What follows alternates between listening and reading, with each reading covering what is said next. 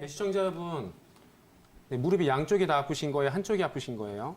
아, 네. 한쪽은 찢어져서 아프고요. 네. 한쪽은 그 퇴행성이 돼가지고 아프고 그런가 봐요. 그래서 두 쪽이 다 아프거든요. 그래서 한쪽은 지금 연골 주사라는 게 있더라고요.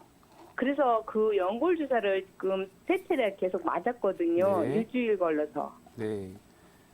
일주일 걸러서 3번 맞으신 거죠? 네, 일주일에 한 번씩 세 번이요. 퇴행성 관절염 있는 쪽은 연골 주사를 맞으셨고, 그다음에 반월판 손상이 있어서 찢어진 쪽은 아직 아무 치료도 안 하신 거고요. 아니요, 그것도 전번에 이제 치료를 계속 하다가 그것도 세 번을 맞았어요. 네네. 그런데 통증이 어떻게 되셨어요? 줄어들으셨어요? 그 당시는 그냥 견딜만 했는데 그게 한 거의 6개월 됐거든요. 맞은 지가. 아, 네네. 그래가지고 지금은 더 안 좋아져가지고요. 네, 제가 조심스럽게 접근을 하면 반월판이 손상이 돼서 찢어진 거라면 그 네. 찢어진 부분에서 계속적으로 연골을 건드릴 거예요. 그래서 네. 반복적으로 어머니 염증이 생길 거고요. 네. 그리고 퇴행성 관절염증은 그 희루한 주사를 맞으신 것 같은데 거기에 아마 약간 진통 효과가 있는 성분을 넣어서 맞으신 것 같아요. 네. 그런데 이제 지금 현재로 보면 어머님의 체중이 갑자기 증가하거나 그러지는 않으셨어요? 아, 그런 건 없는데요. 네, 그리고 오래 서 계시는 직업에 있으시진 않고요. 예? 오래 서 계시지는 않아요? 일하시는 것 때문에? 오래 서거나 그런 거는 아닌데, 그래도 좀 활동은 많이 하거든요. 일을 하기 때문에. 네, 운동은 아마 무리한 운동을 하지 않으신 게 좋을 것 같고요. 예, 근데 네. 선생님, 제가 네. 좀 걷기, 무릎이 안 좋으니까, 이제 그 무릎 강화를 하겠다고 걷기를 한 3, 40분 했거든요. 아, 네. 그랬더니 더 안 좋아지는 것 같거든요. 네, 체중 증가가 없는데 많이 걸었을 경우에 통증이 심해지신다면 많이 안 걷는 게 좋으시고요. 자전거 타는 거를 권해드리고 싶고요. 그리고 네. 수영을 권해드리고 싶고요. 그리고 치료는 퇴행성 관절염 쪽은 지금 저희가 방금 설명드린 복약침 치료를 하시고 그렇게 하시면 통증이 많이 좋아지실 거고요. 그리고 네. 어머니 그 허벅지 근육 있잖아요. 대퇴사두근이 네, 네. 약해서 무릎 관절이 그 공간이 좁아져서 오는 거니까 네. 대퇴사두근 근육을 강화하는 운동을 하되 걷는 것보다는 자전거를 타시는 게 좋겠고요. 반월판 손상이 있는 것이 심하다라고 한다면 수술을 관절경 안으로 넣어서 하는 시술이기 때문에 그렇게 네. 어려운 수술은 아니실 거예요. 반월판 마모돼서 찢어진 곳이 심하면 수술을 하시고요. 그리고 네. 나서 한의원 오셔서 한약 드시면서 복약침이나 침 치료 받으시면 될 것 같아요. 아, 뽕 치료도 효과가 있나요, 그러면요? 네, 봉침 치료가 효과가 많고요. 어머니 같이 만약에 통증이 심하시면 고농도를 맞으시면 좋고요. 통증이 네. 심하지 않으신 때에는 약간 저농도로 한 3개월에서 6개월 정도 맞으시면 치료 잘 되시고요. 하나 더 말씀드리고자 하는 거는 어머니 혹시 허리가 더 아프시면 제가 허리가요. 네. 저 허리가 수술을 했었거든요. 근데 요즘 허리가 너무너무 아파서 지금 허리도 걱정인데 나는 허리를 사실은 이제 무릎은 일단 진단을 받았으니까 허리를 상담을 하고 싶었는데 우리 남편이 무릎이라고 말씀을 네네네. 드려가지고 그냥 제가 무릎 그냥 네. 상담을 하는 거거든요. 인체의 구조는 하나로 네. 사슬처럼 연결되어 있기 때문에요. 허리의 문제 때문에 어머니 체중이 왼쪽과 오른쪽에 균형되게 내려가지 않아요. 따라서 한쪽 무릎에 체중이 많이 쏠리면서 통증이 찢어진 쪽이 더 많았을 거고요. 거기가 아프기 때문에 다른 쪽 무릎에 체중이 가면서 퇴행성 관절염이 심해졌을 거예요. 따라서 허리 치료를 같이 먼저 하시고 그리고 나서 무릎의 통증이 어느 정도 호전됐는지 확인한 다음에 그 다음에 하신 그 봉침이나 무릎 치료를 진행하시는 게 좋을 것 같습니다. 네, 지금 우리 원장님들이 많이 말씀을 해주셨는데요. 저는 지금 이 시청자분이 3주 전부터 소화불량하고 그 다음에 배에 가스 차고 대변이 무르시다고 했는데 전지우 원장님 말씀하신 것처럼 체질적으로 속이 냉하셔서 3주 전 이전부터 이런 증상이 있으셨는데 3주부터 더 심해지신 거라면 조금 차이는 있지만 사실 지금 증상은 3주 전이면 더운 여름이었잖아요. 맞아요. 그래서 더운 여름에는 땀을 흘리면 기가 빠져나가고 속이 차집니다. 그래서 속이 더 냉해지고 소음인이셨다면 아마 더 냉해지셨을 거고요. 그래서 이런 경우에는 우리 한의학적으로 서상이라고도 얘기를 합니다. 우리 한약을 쓸 때는 여름에는 항상 우리가 한약을 향유 백편두를 넣어요. 그 향유 백편두가 서상을 치료하는 성약입니다. 그래서 이 경우에 만약에 3주 전부터, 이전에는 괜찮았는데 3주 전부터 그러신 거라면 청소육화탕이라 그래서 서상을 치료하는 약을 쓰시면 정말 좋습니다. 처방을 잠깐 보시면 그 인삼이랑 생강이랑 또 모가가 들어 있어요. 거기 향유도 들어 있고 처방 한번 보여주세요.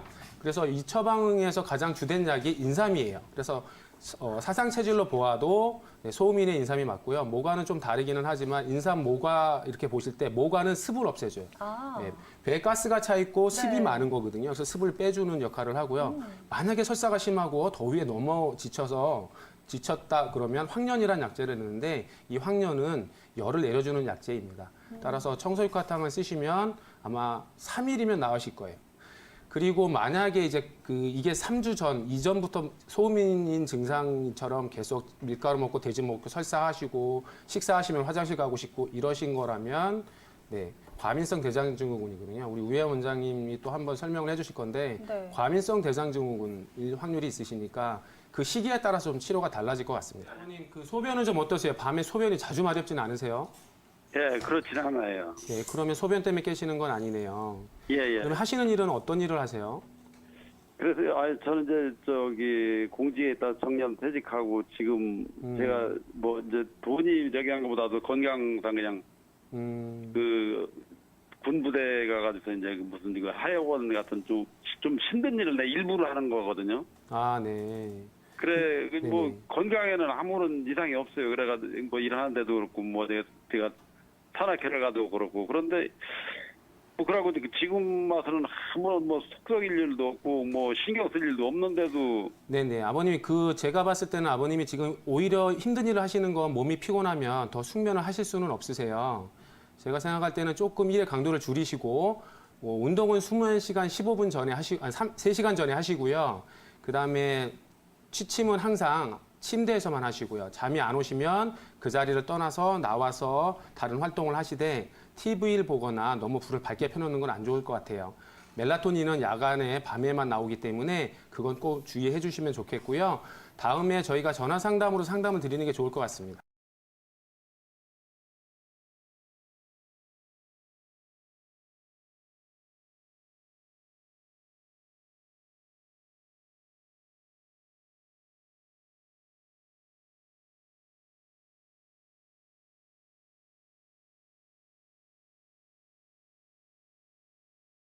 지금 시청자분 말씀 주신 걸 봤을 때 사상 체질을 우리가 나눠보잖아요, 한의학에서. 그래서 그 부분, 이 돼지고기나 밀가루의 반응이 나타나시는 걸로 봐서는 소음인이 아니실까 추측이 되거든요. 그래서 물론 더 봐서 맥진이나 절진이나 여러 가지 진료가 더 필요하겠지만 현재 들은 증상으로는 그런데 이럴 경우에 소음인들은 그 비위가 굉장히 차가워지기가 쉽습니다. 그래서 그것으로 인해 병이나 질환이 이어지게 되는데요. 항상 복부나 특히나 하복을 굉장히 따뜻하게 해주시는 게 중요하고요. 그리고 봤을 때 지금 여러 가지 증상을 또 유추해 볼 수 있어요. 우리가 소화불량의 원인을 여러 가지도 알아볼 수가 있는데요. 특히나 평소에 위염이 있으시다든지 위궤양 질환이 있으시다든지 아니면 그러니까 췌장이나 담관 관련 질환이 갑자기 생겼다든지 할 때도 이런 증상이 좀 있을 수 있기 때문에 그런 부분을 같이 체크하고 확인하는 게 중요하고요. 또는 이런 것을 다 체크했을 때도 없다, 다른 기질적인 문제가 없다 했을 경우에는 좀 기능적인 어떤 장애가 있는 것이 아닌가 살펴볼 수가 있습니다. 그래서 왜냐하면 이런 다른 어떤 기질적인 문제가 없다 해도 몸 안에 교감신경과 부교감신경이 있잖아요. 그래서 그 부분들이 조화롭지 않으면 이러한 증상들이 굉장히 자주 생기게 되거든요. 그래서 이런 부분을 잘 확인하고 처음 말씀드린 것처럼 이 부분은 굉장히 하복을 굉장히 따뜻하게 하셔야 된다. 음식도 밀가루나 돼지고기는 굉장히 찬 성분이거든요. 그래서 이런 것보다는 좀 더 따뜻하게 몸을 또 생강이라든지 이런 것을 평소에 좀 활용해 주시면 좋을 것으로 보입니다.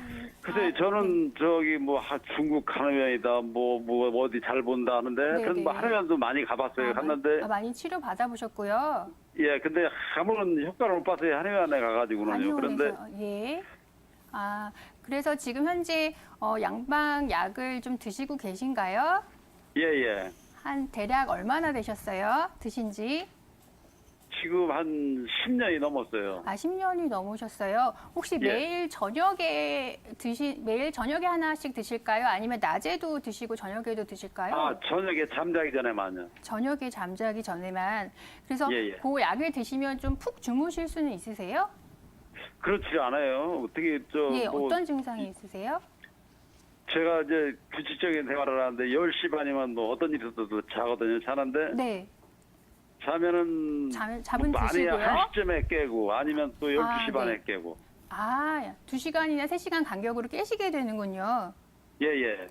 예, 보통 아버님께서도 그러시겠지만 불면증이 있을 때 처음에 그 인면이 잠이 들기가 어려우신 분이 있으시고 또 중간에 깨시는 분들이 많으세요. 근데 비교를 하자면 중간에 깨시는 분들이 사실은 더 많으시거든요.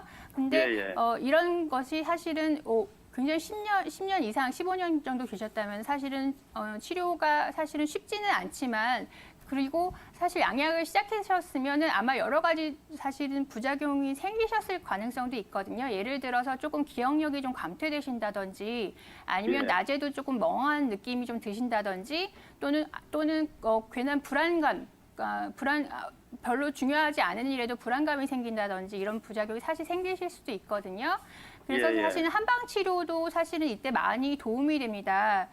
제가 들어봤을 때는 이런 밤에 자주 깨시거나 못 자시는 분들은 사상 체질로는 소양인이 사실 좀 많다고 임상적으로 보고 있는데요. 근데 그런 예. 분들은 특히나 원래는 몸이 아래쪽이 따뜻하고 위에가 시원해야 밤에 잠을 잘 잘 수가 있잖아요. 예, 예. 그런데 그렇게 되지 않고 밤에는 오히려 위로 열이 뻗쳐서 머리 쪽으로 열이 올라가고 그래서 생각이 반복이 된다든지 그래서 더 잠을 못 주무시게 된다든지 또는 두려운 마음이 든다든지 할 수가 있거든요. 그래서 예. 사실 한방 처방에는 예를 들어서 인숙산이라든지 감이 온담탕이라든지 그런 증상이 있을 때 또 체질에 맞게 쓸 수 있는 처방이 그것 외에도 굉장히 많고요. 또 그런 열이 올라가는 증상을 내려주는, 즉 수승 화강을 시켜주는 침 치료법이 사실은 굉장히 좋은 방법이 여러 가지 있거든요. 그래서 예. 또 한번 그때 치료 받으셨다고 너무 낙담하지 마시고 좀 더 한의원에 좀 더 치료 받아보시면 사실은 굉장히 좋을 것 같고요. 그리고 그 양약을 한 번에 끊을 수는 없으세요, 사실은. 예, 예. 왜냐하면 갑자기 끊으면 굉장히 부작용을 많이 호소를 하세요. 그래서 예, 예. 테이퍼링 한다고 해서 조금씩 줄여나갈 수가 있거든요.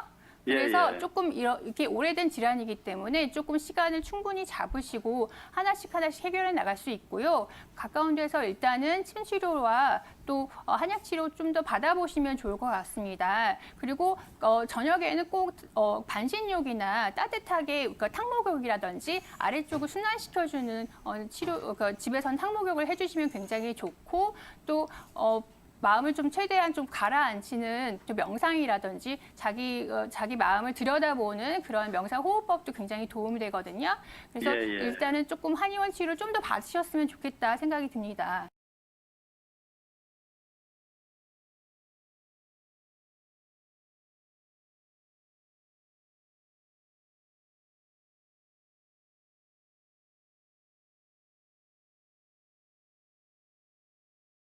지금 앞에서 원장님께 잘 설명해 주셨다시피 속이 좀 많이 냉하고 장관의 기능이 좀 떨어져 있는 상태인 것 같아요. 네. 특히 찬 음식을 먹고 나서 이렇게 소화가 불편했다고 하는 거 보면 속이 좀 많이 냉하고 위장간에 혈류량이 많이 감소되었다고 볼 수가 있습니다. 세포에는 온도 수용체가 존재하고 있어서 따뜻한 음식을 먹게 되면 세포가 흥분하게 되고 활성화가 돼서 그 기능이 원활하게 돌아가게 됩니다. 따뜻한 음식을 먹게 되면 위장간 세포도 활성화돼서 샘 분비도 원활해지고 소화에 도움이 되게 되죠.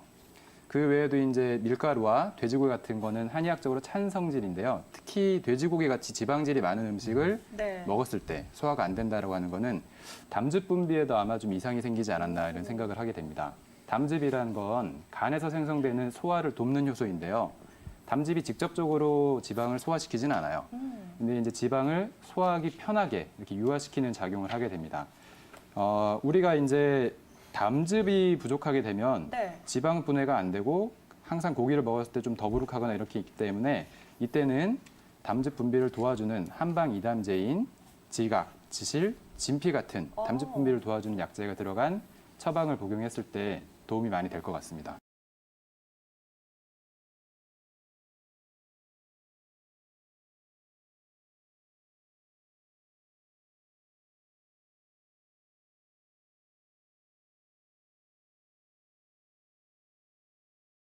트러블이 있는 분들은 앞서 원장님들이 설명해 주신 것처럼 기저질환이 만약에 있으시면은 그 부분을 좀 해결을 하셔야 되는데, 만약에 기저질환 없이 심리적인 원인이나 비위 기능이 좋지 않아서 이런 현상이 발생하시는 분들은 말씀하신 것처럼 배를 좀 따뜻하게 해주시는 게 좋고요. 또 심리적인 게 크니까 좀 이완을 많이 해주고 긴장을 풀어주는 이런 생활 습관을 가지시면 많이 좋고, 또 걷기 운동이 장 운동에 굉장히 좋아서 많이 걸으시면 도움이 많이 되실 겁니다. 네, 도움이 되는 음식은 섬유질이 많은 야채, 과일 같은 잡곡밥이 도움이 되고요. 피해야 되는 음식은 술이나 또 카페인 그리고 지방이 많이 들어간 음식들은 피해 주시는 게 좋습니다.